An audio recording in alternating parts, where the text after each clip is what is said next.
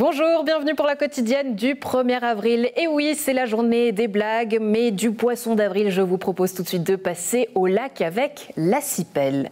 La Commission internationale pour la protection des eaux du Léman lance une campagne de sensibilisation pour une meilleure cohabitation entre les milieux naturels et les activités humaines. On en parle avec la secrétaire générale Audrey Klein. En sport, toujours sur le lac en compagnie du médaillé d'or Raphaël Ahumada.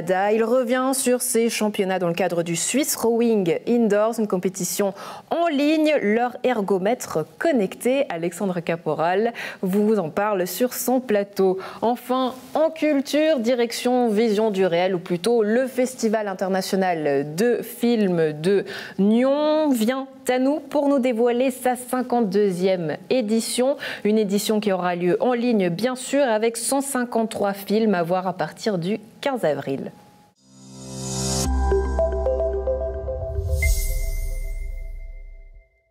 C'est le retour des beaux jours et l'appel du lac se fait sentir. La Commission internationale pour la protection des eaux du Léman lance une campagne de sensibilisation pour une meilleure cohabitation entre les milieux naturels et les activités humaines. On en parle avec vous, Audrey Klein. Bonjour. Bonjour. Vous êtes secrétaire générale de la CIPEL. Alors, avant d'en parler un peu plus de cette campagne de sensibilisation, rappelez-nous le rôle de la CIPEL en quelques mots. Oui, donc la CIPEL est une commission internationale franco-suisse qui existe maintenant depuis plus de 50 ans et sa principale mission, c'est la surveillance de la qualité des eaux du lac. Mais on ne peut pas parler d'un lac sans parler de sa richesse naturelle. Et donc aujourd'hui, on parle effectivement plutôt de son littoral, de la richesse, de sa biodiversité. Mais la première mission de la CIPEL, c'est surveiller la qualité des eaux du Léman. Ouais, alors en quelques mots, en quoi consiste cette campagne de sensibilisation ? Eh bien, c'est de parler de ces milieux naturels, des rives du lac, souvent méconnus du public. Quand on va sur le lac, c'est pas forcément dans un premier temps pour aller observer les rives du lac, la faune, la flore, mais on veut faire prendre conscience en fait de la richesse et aussi de la rareté de ces milieux, puisque au 19e et au 20e siècle, les rives du lac ont été fortement urbanisées.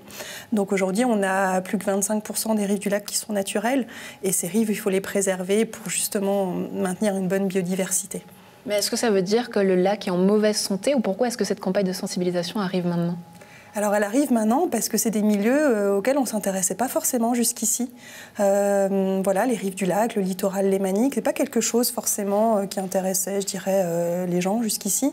Et la principale priorité, c'était d'abord d'avoir un lac en bonne santé du point de vue de sa qualité. Donc maintenant qu'on a des eaux on va dire, de bonne qualité, on s'intéresse aussi plus à d'autres aspects de cet écosystème, et notamment les rives du lac, donc les roselières, les embouchures, tous ces milieux dont on va parler en fait. Ouais, dont vous parlez et dont vous mettez aussi en images au travers de vidéos. On regarde un extrait et on revient tout de suite après.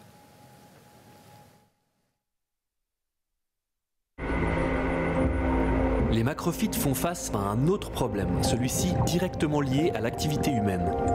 Il s'agit des amarrages de bateaux.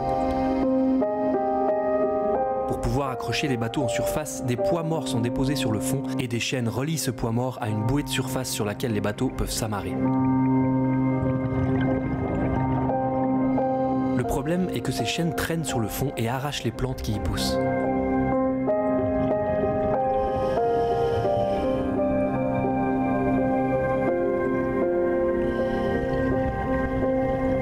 On le voit bien sur les images, une zone morte s'est créée tout autour du bloc.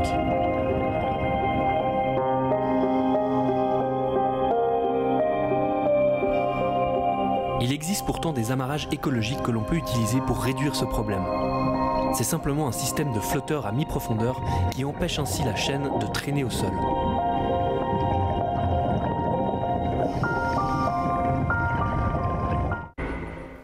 Alors en résumé, êtres humains et milieux urbains doivent cohabiter de manière plus harmonieuse. Donc on voit là plusieurs problèmes, mais on voit qu'il existe aussi des solutions. Quels sont les bons gestes à adopter ?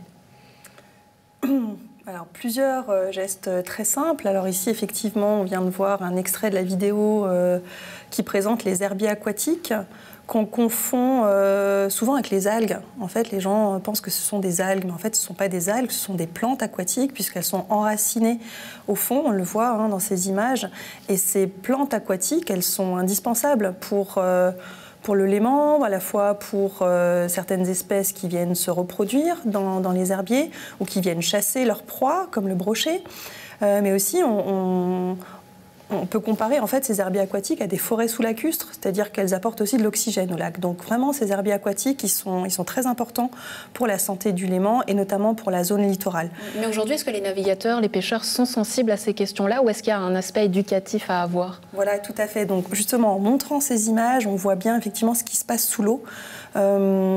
Et par exemple ici, la problématique des amarrages, où on voit les chaînes en fait qui traînent sur le fond et qui arrachent en fait les herbiers. Donc il existe des dispositifs qui impactent moins. Donc on peut amarrer son bateau à d'autres systèmes d'ancrage moins dommageables en fait pour les herbiers aquatiques. Donc ça c'est un problème effectivement qu'on veut sensibiliser les navigateurs à ça pour les encourager, les inciter à mettre en place des dispositifs moins dérangeants pour les herbiers aquatiques. Et puis il y a d'autres milieux comme les roselières. Donc les roselières sont assez peu présentes autour du lac. Donc celles qui existent aujourd'hui, on doit y faire attention. Et la conciliation avec certaines activités comme le stand-up paddle, qui s'est beaucoup développé ces dernières années. Et d'un côté, c'est une très bonne chose. Ça veut dire que les gens ont envie d'aller au lac. C'est une activité douce. Donc nous, on encourage tout à fait la pratique de cette activité. Et là, vous me disiez qu'il y a aussi des bons gestes à avoir, quelque chose de tout bête, par exemple, qu'il faut se mettre en position assise lorsqu'on s'approche des oiseaux. Pourquoi ? Voilà, effectivement. Parce que ça a été montré que la position debout effraie les oiseaux d'eau. Donc le fait de se mettre en position assise, ils ne le perçoivent pas comme une menace. Donc tout simplement, voilà, quand vous vous approchez d'une roselière, quand vous apercevez pas très loin des roseaux, mettez-vous en position assise et puis voilà, vous continuez à vous balader, mais pas trop près de ces roselières parce qu'il peut y avoir des espèces d'oiseaux fragiles en train de nicher. Et lorsqu'on les effraie, on peut mettre en danger effectivement une nichée dans ces roselières. Ouais, prendre soin de son lac et en profiter. Audrey Klein, un dernier mot sur cette campagne. Où est-ce qu'on pourra la voir? Où est-ce qu'on peut la voir? Alors cette campagne, c'est en fait on a différents panneaux. Donc il y a 6 panneaux, une exposition qui se compose de 6 panneaux qu'on peut emprunter gratuitement à la CIPEL. Voilà, donc elle est itinérante, elle est très facile à mettre en place dans différents locaux, dans des mairies, dans des écoles, dans des bibliothèques.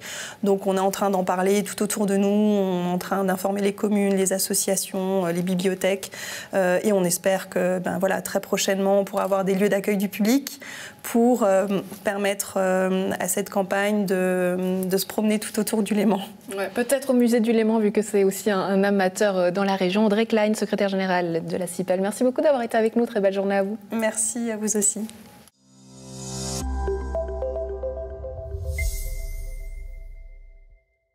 Les Swiss Rowing Indoors ont d'habitude lieu dans une grande salle où les rameurs sont tous alignés et tirent sur leur machine. Cette année, Covid oblige, les meilleurs athlètes d'aviron du pays ont disputé cette compétition virtuellement le 6 mars, chacun chez eux donc, avec leurs ergomètres tous connectés. Parmi eux, le jeune rameur originaire de Dange, Raphaël Aoumada, il a 19 ans et il s'est distingué parce qu'il s'est offert la médaille d'or, rien que ça, son premier titre en élite poids léger. Bonjour Raphaël. Bonjour. Alors Raphaël, sur 2000 mètres, tu as fait un chrono record de 6 minutes, 14 secondes et 4 centièmes, donc ton record personnel. Content de ce résultat, j'imagine? J'ai fait 6 minutes... fait mieux avant? Non, j'ai fait 6 minutes 11 6 minutes, pardon, ouais, excuse-moi. 6 minutes, ouais. 14 secondes et 11 secondes et 4 centièmes, enfin redis-moi le... 6 minutes, 11 secondes et 7 centièmes. D'accord. Mon meilleur temps avant, c'était justement 6 minutes, 14 secondes et 4 centièmes. D'accord. Donc du coup, ouais, battu de beaucoup, presque 3 secondes. Content de cette médaille d'or? Très content, ouais. Surtout du temps que j'ai fait, justement. Comme tu as dit, j'ai battu de 3 secondes presque mon ancien record. Du coup, ouais, je suis vraiment très content de cette médaille d'or aussi. C'est quelque chose de vraiment incroyable. Surtout que je crois que tu t'y attendais pas parce que tu as devancé en fait les 2 rameurs qui étaient favoris pour les Jeux Olympiques de Tokyo. Donc il y avait une petite surprise en fait à l'arrivée. C'est ça. En fait, les séries elles étaient décalées. Donc moi j'ai ramé avec en même temps que tous les autres rameurs suisses. Mais les élites, eux, ils étaient à Lucerne et ils ont fait le test après moi. Donc j'ai fait premier de ma série et après du coup ça voulait dire que je faisais soit premier, deuxième ou troisième et du coup après avoir fait mon test je fais premier Et je pensais avoir fait deuxième parce qu'il y en a un qui est un peu moins fort sur l'ergot avec mon temps qui était vraiment très bon. Je pensais l'avoir battu, mais l'autre, je pensais pas. Et je vais faire ma récupération. Et après, il y a mon entraîneur qui arrive 20 minutes plus tard qui me dit « Ah, mais en fait, t'as fait premier, t'as gagné. » premier. Et du coup, je ne m'attendais pas du tout. Puis j'imagine que ça fait quelque chose et que ça donne de la confiance pour la suite. Hein. Ouais, c'est ça.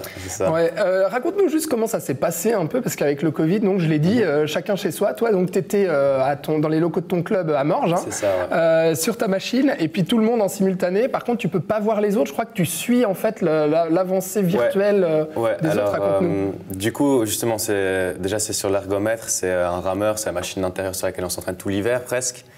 Et du coup, c'était tous en ligne à la maison. Donc le rameur, il est connecté à un ordinateur qui est en ligne. Et du coup, sur le rameur, on a des informations prêt, partez, enfin attention, prêt, partez. Ouais. Et après, on part tous en même temps. Et du coup, c'est bizarre, j'imagine, d'être tout seul comme ça, alors que d'habitude, tu as ce côté un peu compétition, tu as tout le monde qui est aligné, en rangée. Ça, mais je préfère presque être tout seul parce que là, c'était calme. Ouais. Il y avait mon entraîneur derrière, ma sœur qui pouvait m'encourager, alors que normalement, quand je suis à Tsug, normalement, justement, les il y a plus de pression, Tsug, ouais, c'est deux lignes de 20 ergots, et tout le monde qui crie, on n'entend rien, enfin, c'est vraiment... C'est plus difficile que tout seul, où on peut vraiment se concentrer sur ce qu'on fait. Puis du coup, je suis assez habitué parce que souvent on fait des tests quand même, par exemple en décembre ou bien en janvier, on fait des tests justement 2000 mètres au club. Ouais. Et du coup, c'était plus un peu comme ça, je faisais plus le test pour moi. Et du coup, je voyais un peu sur l'ergot, on voit justement... qui est devant, qui est derrière, mais pas plus que ça. Alors que sur l'ordinateur, par exemple, mon entraîneur, il pouvait voir. Ouais, tu vois tout. Il voit tout, voilà. Ouais. Puis ça, en ligne, quand on regarde en ligne aussi, on peut tout voir.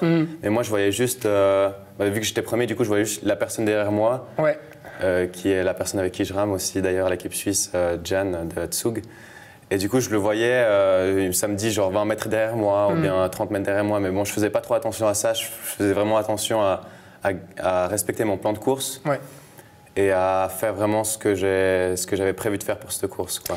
Donc on imagine satisfaction énorme de remporter donc cette médaille d'or en poids léger. Du coup, en revanche, alors même si j'ai dit que tu avais devancé les deux rameurs qui sont favoris pour les Jeux Olympiques de Tokyo, il me semble que toi, du coup, il y a plus de chances de se qualifier à Tokyo parce que tu as manqué en fait les étapes qualificatives, c'est ça? C'est ça. En fait, les sélections.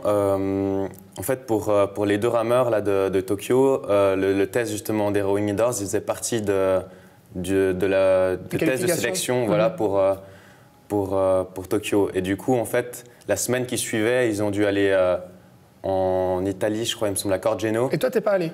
Non, parce qu'ils ne m'ont pas invité, parce que je n'avais pas fait des résultats, je pense, assez bien sur l'eau. Parce qu'en fait, c'est pendant toute l'année. Oui, qu'on calcule. Et du coup, j'avais fait des tests sur l'eau qui n'étaient pas satisfaisants. Enfin, je n'étais pas forcément en forme. Et du coup, je pense qu'ils ont décidé de ne pas m'inviter.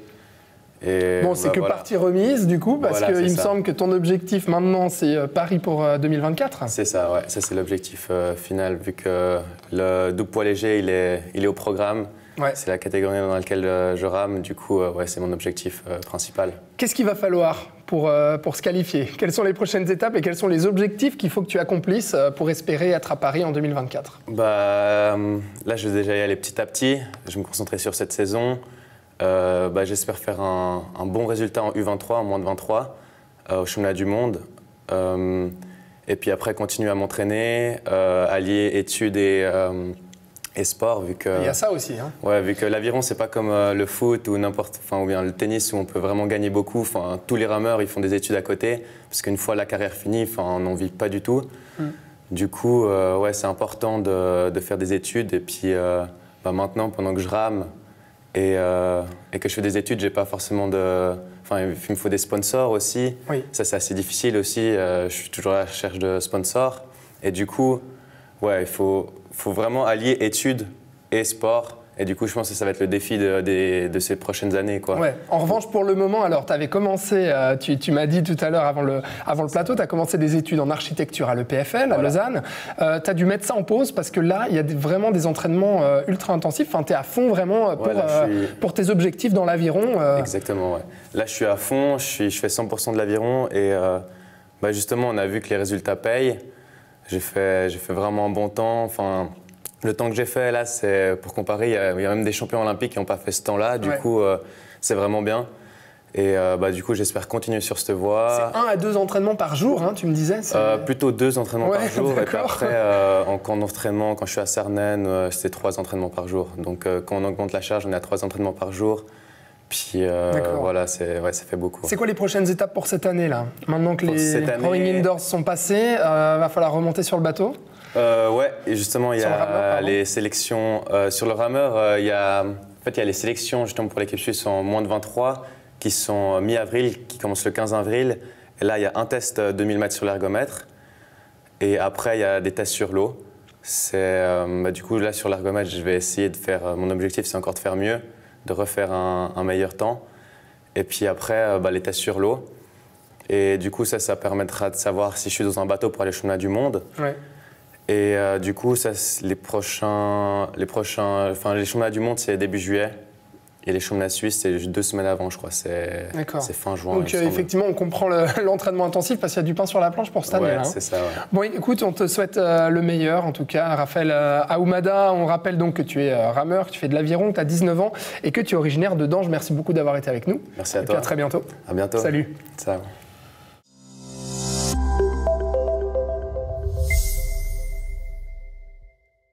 Place à la 52e édition du Festival international de cinéma de Nyon. Vision du réel est de retour, alors d'accord sous forme virtuelle, mais les poches pleines de films à voir dès le 15 avril. On en parle avec nos invités. Émilie Bugès, directrice artistique de Vision du réel. Bonjour. Bonjour. Bienvenue. Avec moi également Martine Chalvera, toujours du mal à le dire, mais j'y arrive plus ou moins, directrice administrative et opérationnelle de Vision du réel. Bonjour, merci beaucoup d'être avec nous. Alors, pour revenir sur l'édition précédente, il faut le dire, Vision du réel avait vu gros et juste. C'était le premier festival de la région à oser le tout en ligne. Donc j'imagine que pour cette édition, il y a un petit peu de pression parce qu'il faut faire mieux que l'année dernière. Ouais, mieux ou différemment. C'est vrai que l'année dernière, je pense qu'il y avait une constellation qui se renouvellera jamais. C'est-à-dire qu'effectivement, on était les seuls, non seulement dans la région, mais même dans le pays et un peu dans le monde. Enfin, il n'y en a pas eu beaucoup avant nous. Et puis on était à un moment très spécifique où les gens étaient enfermés chez eux, donc c'est sûr qu'il y avait une fenêtre magique. Cette année, je pense que la valeur ajoutée va être tout ce qu'on va réussir à faire en plus, c'est-à-dire tout ce qu'on va mettre sur pied en physique, toute la convivialité qu'on va réussir à recréer qui évidemment fait défaut par rapport à tout ce qui se passe en ligne. Alors l'objectif c'est évidemment de combiner convivialité et sécurité, donc on pourra voir les films en ligne et se retrouver physiquement à Nyon, c'est-à-dire ? Oui, alors évidemment, on va sauver tout ce qu'on peut sauver en présentiel. Donc, on a de la chance quand même de pouvoir faire les projets pour le jeune public, par exemple, où on a déjà environ 1000 élèves qui vont participer aux séances scolaires, donc dans les salles de projection. On a aussi des ateliers pour les petits, enfin 2 ateliers de philosophie, par exemple, pour les petits de 6 à 10 ans et de 12 à 14 ans, qui seront précédés d'une projection. Et ensuite d'avoir un débat philosophique avec les petits. Et on a d'autres projets aussi de participation culturelle.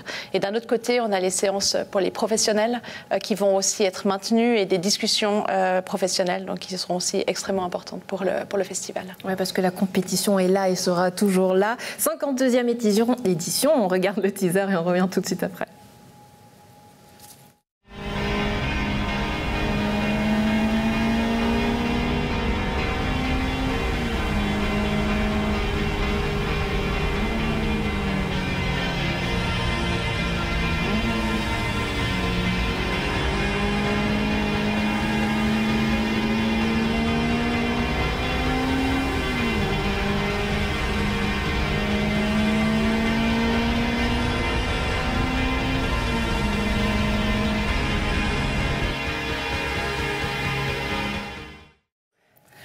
Et alors, tu me disais justement que le teaser a été interdit en France. C'est fou. Pourquoi? Parce que moi, je le trouvais génial. On se disait, on a envie de partir en vacances, d'accélérer un peu tout ça. Mais qu'est-ce qui s'est passé avec ce teaser? Non, alors c'était que la première partie où on voit l'écran qui affiche la vitesse. Donc là, ça a été coupé. Donc on a fait un teaser qu'avec la deuxième partie où on voit la route.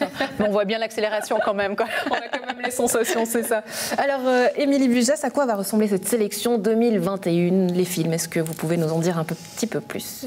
Pour moi, c'est vraiment une sélection très forte. Je me demande si c'est pas même la sélection la plus forte qu'on ait eue depuis que je suis à la direction du festival. On a des films qui viennent vraiment de partout et puis toujours dans cette ambition d'avoir un paysage très très large au niveau des approches. Cette année en particulier, je trouve qu'on a vraiment des films qui sont des films très gros, très produits, avec des images comme on peut les voir dans d'autres types de cinéma, d'autres films qui sont... Je vous coupe parce que ça peut paraître surprenant. On pourrait se dire que le monde du cinéma va un peu mal et ébranlé, le documentaire aussi forcément, au vu de toutes ces contraintes sanitaires, et au fait pas du tout, c'est ça ? Alors, il y a plusieurs choses. Je pense qu'il y a certains films qui déjà ont été faits avant la crise, c'est sûr. Après, le documentaire, le cinéma du réel, globalement, c'est des équipes qui sont plus légères que pour la fiction. C'est-à-dire qu'on n'a pas forcément des maquilleurs ou des acteurs ou toutes ces problématiques qui font qu'avec des gens et la pandémie, forcément, c'est plus compliqué. Dans certains cas, le documentaire, c'est un cinéaste tout seul avec une caméra et un micro, ou alors éventuellement 3 personnes, un cinéaste, une caméra, un micro. Donc finalement, c'est plus facile de faire du cinéma du réel aujourd'hui que de faire de la fiction. Oui, alors toujours plusieurs rubriques, plusieurs sections. Je vous ai coupé la parole, vous étiez dans cette lancée, dans toute cette vitesse, mais à quoi ça ressemble, pardon? Ça ressemble, moi je trouve justement à une sélection vraiment hyper riche. Je trouve qu'il y en a vraiment pour tous les goûts, avec justement, je disais, des films qui sont très gros, très produits, d'autres films qui sont plus aventureux, plus modestes, mais à la fois évidemment très aboutis également. Et puis un spectre aussi de sujets, comme toujours, qui est très très large, y compris évidemment des films sur le Covid.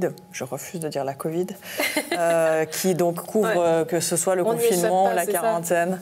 Non, je pense qu'il faut mettre il faut décider qu'il y a des endroits où on ne va pas, et donc je ne dirais pas la Covid.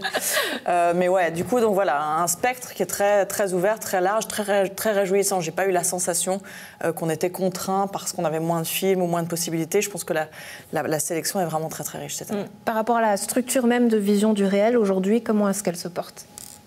Alors là, on est dans la période de production, donc évidemment la crise du Covid complexifie un petit peu l'organisation. Donc là, on est 33 à travailler par alternance dans les bureaux avec beaucoup de jeunes.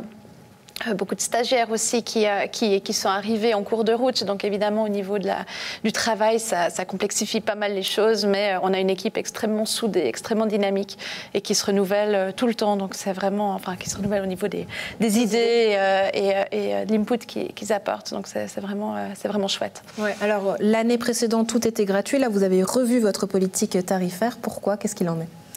Disons, c'est politique, c'est-à-dire l'année dernière, on avait renoncé à nos recettes. C'est-à-dire que pour les gens qui participent au festival, ça n'a rien changé, les cinéastes, les producteurs. Mais nous, on avait décidé que les économies qu'on pouvait faire à certains endroits, on les réinjectait là-dedans pour donner le plus de chances possible au film. Maintenant, c'est sûr que effectivement, la culture a un prix, n'est pas gratuite. Et donc, politiquement, on trouvait que c'était délicat de refaire ce geste-là. Donc, on a choisi d'opter pour une politique tarifaire qui est très, très avantageuse. Donc, en fait, c'est vraiment pas cher et on invite tout le monde à prendre un abonnement illimité à 25 francs. Ça représente pas énormément et avec ça, les gens pourront voir tout ce qu'ils veulent. Mais de le faire totalement gratuit, ça nous semblait un peu déplacé dans le contexte actuel. Pour reprendre la route sur les aspects très pratiques, comment est-ce que ça fonctionne ? Comment est-ce qu'on appuie sur le champignon ? Alors, il faudra simplement se connecter à partir du 14 avril sur notre plateforme à travers notre site internet qui est www.visiondurel.ch et là, d'aller dans Film en ligne et directement faire un abonnement sur la plateforme. Donc, c'est vraiment très, très simple. Et on a de nouveau cette année une hotline qui répond aux questions du public tous les jours entre 10h et 20h. Donc, il ne faut pas hésiter à nous appeler. On peut guider vraiment tout le monde dans ces questions aussi techniques, mais aussi éventuellement pour d'autres questions. Ouais, toutes les questions. Et puis on peut déjà se projeter, se parcourir un petit peu le site internet pour découvrir les films. C'est vrai que l'année dernière, c'était très bien fait. Il y avait tous les descriptifs qui étaient là, donc on peut déjà aussi un petit peu se mettre dans l'ambiance. Oui, et puis on travaille beaucoup sur l'ouverture vers les différents publics. Donc là, cette année, on a choisi, plutôt que de lancer tous les films en même temps, de lancer un certain nombre de films chaque jour, histoire qu'il puisse y avoir un rythme qui correspondrait aussi au rythme d'un vrai festival. C'est-à-dire qu'il y a peut-être des films qui sont plus des films du week-end ou des films qui sont moins du week-end. Et puis on a toujours les parcours thématiques aussi qu'on a introduits l'année dernière. Donc il y a un certain nombre de clés qui permettent finalement, si quelqu'un se retrouve à lire le programme et à se demander ce qu'il va aller voir, il y a certaines, je pense, portes d'entrée qui permettent de faciliter un peu l'accès. Puis à partir de là, il faut aller se balader ailleurs, évidemment. Être curieux, c'est ça pour Vision du réel et sa 52e édition. Émilie Bujas, Martine Chalvera, merci beaucoup d'avoir été avec nous. Et puis donc à la maison, on se retrouve, vous retrouverez Vision du réel à partir du 12 à l'antenne sur NRTV, puisqu'on aura l'occasion certainement de recevoir quelques réalisateurs. Très belle journée à vous. Merci. Merci.